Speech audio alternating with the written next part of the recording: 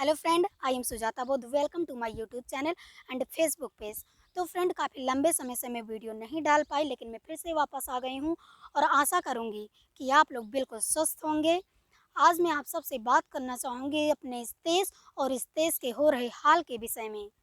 कोई महिला या पुरुष दिवस का आयोजन कर लेने मात्र से हमारी वफादारी साबित नहीं हो जाती है। हमारे देश के आज़ादी के 75वें वर्ष को अमृत महोत्सव के रूप में मनाने की तैयारी की जा रही है। वर्ष 2022 में हमारे देश की आज़ादी के 75 वर्ष पूरे हो जाएंगे, लेकिन हमारे देश की एक महिला मंदिर की पुजारी, मस्जिद की मौलवी, चर्च की पादरी, गुरुद्वारा की मुख्य ग्रंथी नहीं बन सकती, क्योंकि पुरुष प्रधान समाज धर्म का शासन है। जबकि हमारा संविधान एक महिला को सांसद, विधायक, स्पीकर, राष्ट्रीय अध्यक्ष, मंत्री, प्रधानमंत्री सब कुछ बना सकता है। जो अधिकार उन्हें धर्म ना दे सका, वो सारे अधिकार संविधान में बाबा साहेब डॉक्टर BR अम्बेडकर ने महिलाओं को दे दिए। नारी शक्तिकरण का सपना साकार करने का मार्गदर्शन बाबा साहेब डॉक्टर BR अम्बेडकर कर गए, लेकिन हम उस मार्ग को अपना ना सके। फिर भी महिलाएं धर्म को सर्वा मानती हैं। जो आज़ादी का बोझ स्वयं कर सकती हैं और आने वाली पीढ़ी को करा दे सकती हैं, उन्हें कैसी घबराहट। संविधान ने आपको पुरुषों के बराबर अधिकार दिया है, तो फिर कैसा संकोच। पुरुष मांग में सिंदूर नहीं लगाता, मंगलसूत्र नहीं पहनता, 12 के बजाय 2 चूड़ियाँ भी नहीं पहनता, बिंदी, झुमका, नाक में नथुनी, कील, पैर में पायल, उंगलियों में बिछिया, और ना ही अपने पत्नी व पुत्री के लिए कोई व्रत व उपवास रहता है। तो फिर क्यों अज्ञानता का परिचय उपास का गढ़ देती हैं। जो उन्हें नहीं करना चाहिए, वो गुलामों की तरह कार्य क्यों करती हैं जो उन्हें नहीं करना चाहिए। आपकी आज़ादी का प्रतीक हिंदू कोड विल के लिए बाबा साहेब डॉक्टर BR अम्बेडकर को कानून मंत्री पद से त्याग पत्र देना पड़ा था।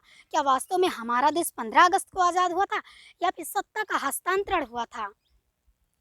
हमें तो आज़ादी तब मिली जब हमें लिखने पढ़ने, देश विदेश आने जाने के साथ साथ नौकरी, व्यापार, और इसके साथ साथ जब मनु के काले कानूनों से हमारे संविधान ने हमें आज़ादी दिलाई, और वह दिन 26 जनवरी का था। हमें सामाजिक, आर्थिक, धार्मिक और राजनैतिक आज़ादी प्राप्त हुई, जिस पर आज चौतरफा संकट का बादल मंडरा रहा है। हमारे संविधान पर चारों ओर से हमला हो रहा है, जो संविधान को नष्ट कर रहा है और प्रत्येक भारतीय नागरिकों को गुलामी का बोध करा रहा, केवल चंद मुट्ठी भर धन पशुओं के इशारे पर। संविधान पर खतरा यानी देश पर खतरा। संविधान का शत्रु यानी देश का शत्रु, वह राष्ट्रद्रोही, आतंकवादी, मानवता का दुश्मन ही है। आज हमारे देश में सभी संवैधानिक संस्थाएं खरीदी जा चुकी हैं। लोकतंत्र राजतंत्र में बदला हुआ दिख रहा है। सभी मजदूर, किसान, जवान, विद्यार्थी, विज्ञान, सभी पर संकट का बादल छाया हुआ है। मिनट मिनट पे बहु बेटियों का हत्या, बलात्कार किए जा रहे हैं। जब शिक्षालय बंद हो और देवालय खुले हों, तो सबका साथ सबका विकास कैसे मिले?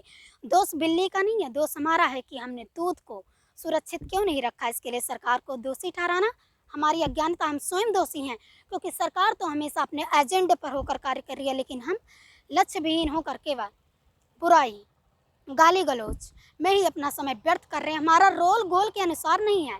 हम अपने अधिकार को याद रखते हैं, किंतु कर्तव्य को भूल जाते हैं। याद रहे, लोकतंत्र में जनता की सरकार जनता द्वारा और जनता के लिए बनाई जाती है, लेकिन अब तो सरकार की जनता और सरकार द्वारा सरकार के लिए बनाई जा रही है। अगर आप सबको असली लोकतंत्र लाना है, तो उसके लिए आप सबको एकजुट होकर संविधान को बचाना होगा। तभी हमारा देश समतामूलक समाज बन सकेगा और हमारा संविधान सुरक्षित हो सकेगा। और यदि आप लोग को लगता है आपका संविधान सुरक्षित है, आपकी आंखों के सामने है, तो शायद आपकी सोच में थोड़ी सी कमी रह गई होगी, क्योंकि आपका संविधान आपकी आंखों के सामने है, परंतु सुरक्षित नहीं है, क्योंकि आपके संविधान को इतनी सफाई पूर्वक बदलने की कोशिश की जा रही है कि उस पर आपकी दृष्टि नहीं पड़ रही है। आपको भरमाया जाता, आपको भटकाया जाता है। तो कृपा करके अपने दृष्टि को तेज बनाइए और संविधान के एक शब्द को भी बदलने से बचाइए। शायद इसी में आपका और हम सबका कल्याण हो। हिंदू, मुस्लिम, सिख, ईसाई, जैन, बौद्ध, फारसी सब हो जाएंगे भाई भाई। हमारा देश पुनः सोने की चिड़िया, नारी प्रधान देश, स्वर्णिम सभ्यता और विश्व गुरु बन सकेगा। इसी के साथ मैं सुजाता बोध फिर मिलती हूँ अगले वीडियो में। आप लोग हमारे वीडियो को लाइक, सब्सक्राइब, शेयर करना ना भूलें।